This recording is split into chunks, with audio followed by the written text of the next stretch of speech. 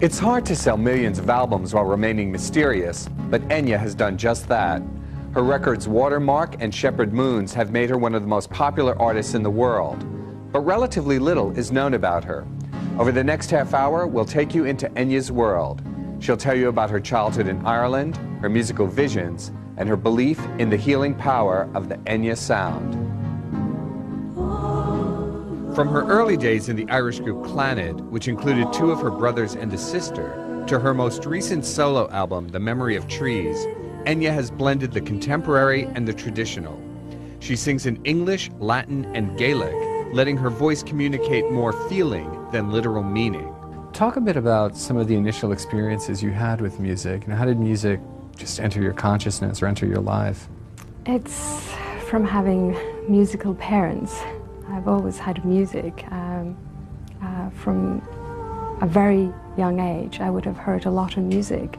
My father still entertains, and my mother's a music teacher.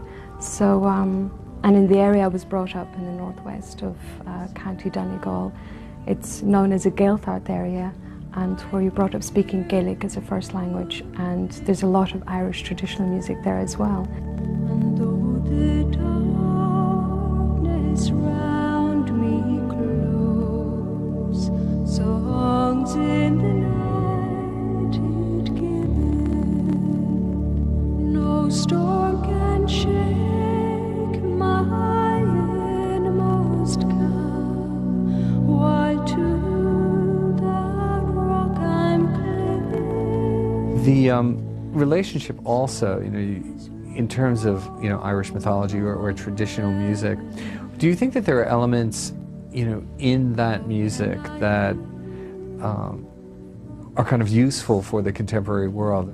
In my music, I've heard a lot of sort of the influences from Irish culture within the music. And one thing I have to say that's very strong within the music is melancholy. It's very strong in all the melodies. Even if it's an up-tempo melody, you have this melancholy feel throughout the melody. And I think that that's something that it's very inherent of being Irish. A lot of people in Ireland have that, whether it's from sort of literature or music, or it's there very much so. So I think I've taken that from the culture, and it's quite strong in the music.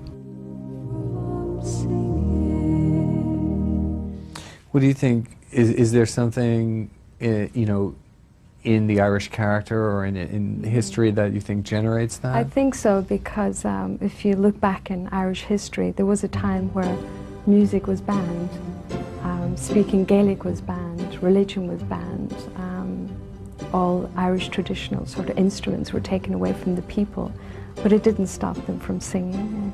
They did what's called lilting, so as to be able to pass all the songs on, and so they're very passionate about their culture. What kind of things inspire you? What kind of things will get your musical imagination working? I know that going home to Donegal is very inspiring to me, because I can just go for walks in the mountainside, go for walks in the beach, and it's very inspiring for me to be able to sort of unwind completely. Has your success altered the way that you think about your audience? I mean, you probably early on, I would think, had a fairly personal connection. I think from the beginning it was the same type of audience, because on reading the fan mail, ads, at the beginning the letters coming in from sort of very young children to a gentleman who only listened to classical music in his 80s, and it crosses right over, which is incredible for me, and it crosses over to different cultures as well, which is fascinating. What do you think that people in places like Korea or Japan, are responding to, in your music? It is strange that someone in Korea, Taiwan or Japan are listening to me singing in Gaelic, and yet being able to understand. They don't understand the Gaelic, but what they do understand is the emotion that's inherent in sort of the melody and in the performance, and they seem to be able to relate to this. So it's strange that it doesn't matter what language that I'm actually singing in, because people seem to be able to get involved with what's actually happening. Well, music is very universal, and it's again, you know, the fact that my own music is listened right around the world. You know, it's something from Ireland, coming from Ireland. It's incredible to reach out to so many different people. It's very amazing. When we come back, you'll see how Enya's music takes her fans out of the everyday and into the mystic. Music should be something to escape from everyday problems. It should be that moment that you can forget your problems completely. And it's important to have that moment as well, I feel. So I tend to believe that music should be quite therapeutic for you.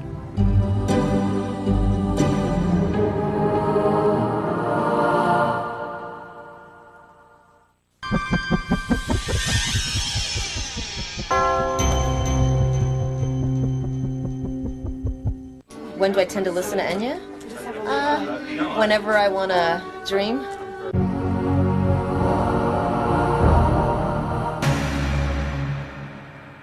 Welcome back to the Enchantment of Enya. I'm Anthony DeCurtis.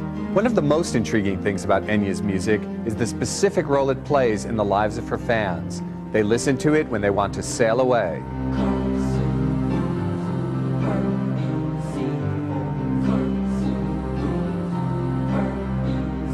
Have you been using Enya in your classes for a long time, or? I've used her a number of times, and I find it especially nice at the end of class, because we do a final relaxation where we're able to, after a vigorous workout, just to a very calm place. And just through her music, it helps to really alleviate, you know, the mind. You take you more into the subconscious. Mm-hmm. So that's the whole aim of a lot of yoga practice, and it's just another method. The music is very important. Well, it's very relaxing. Yeah, it just, especially when we're doing the relaxation, it just has a flowing quality about it. It just took me to a different place. It's sort of like you're on the beach and the waves are coming, you know, that kind of thing. Definitely, and that's always relaxing.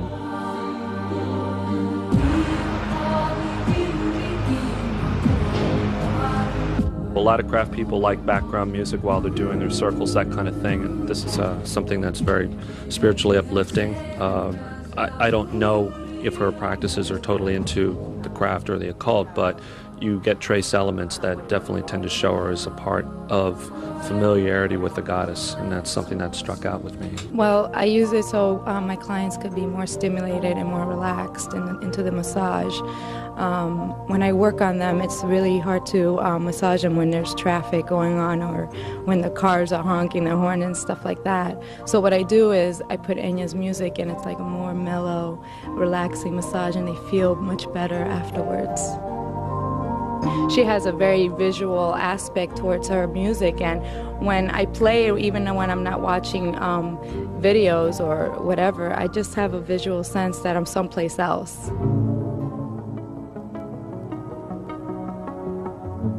Is there a sense in which, I mean, in terms of your own imagination as you're composing, I mean, is there a visual element to that? To me, it's very visual, and it can be landscapes, County Donegal, where I was brought up. It can be people, experiences. It's a combination of things. But yet, when I'm writing the music, I tend to let the music take me on a journey. So when I play the first note, the second note, I just go along with it. Consider yourself a spiritual person or a religious person? You know? I think more spiritual than religious. I was brought up a Catholic, and as everybody is in Ireland, and I've derived from religion more sort of the spiritual side of it, and it's known that I'd like to sort of walk into a church, you know, when there's nobody there to sit, and I find it very therapeutic as well, just to sit and ponder in a church. The environment is very calming and peaceful. So yes, I think that that comes across in the music. Some of the aesthetic elements of, you know, Catholicism translate into music, like for example, you know, relationships say to things like chant or just liturgical music generally. Do you feel that that's something that informs what you do? Well, I have a great love for hymns because of being in the choir. When I was brought up, I would have been singing in the choir, and I love the simplicity of the melodies. It was like you could tell what the next note was going to be, and that's the note it was. And that's, again, a very calming sort of feeling. And I tend to feel that that influence is within my melody as well. We noticed that Enya's here in the rock and pop section. A lot of people think of her as a new age artist. Well, usually I guess what the pop stands for in the rock and pop is popular, and ever since '88 with the single Oriaco Flow, Sail Away, I guess this is known, she kind of crossed over, and a lot of the rock buyers were buying it. So instead of keeping it upstairs, we've made a decision to move it down here.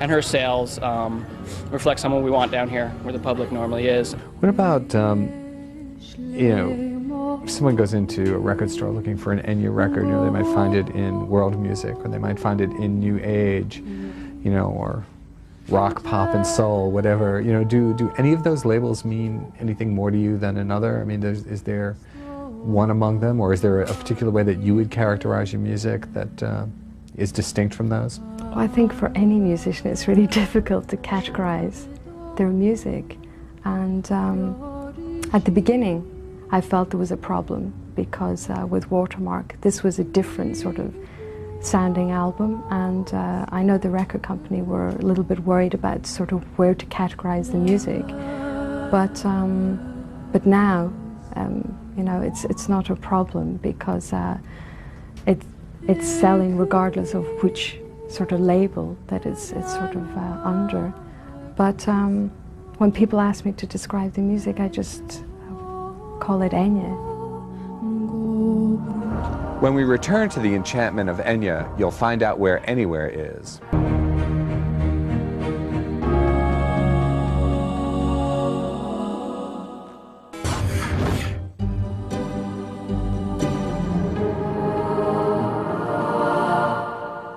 Enya's music makes a direct appeal to the imagination. The imagery the music suggests is as important as the sound itself.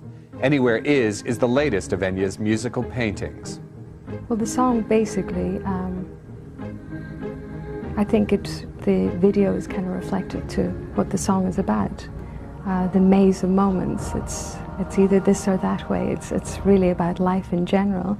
Has being commercially successful altered the way that you think about success? I think for me, it's the love of the music I have, and I just know I want to do more musically. So I think it would be regardless of the success for me. If, you know, the next album wasn't successful, I think I would carry on working with music, whether it's soundtrack or another album. I enjoy it so much, so I don't think that it would deter me at all. For Enya's fans, her music is a soundtrack for self-exploration, and it makes for a journey that is soothing and inspirational. I'm Anthony DeCurtis.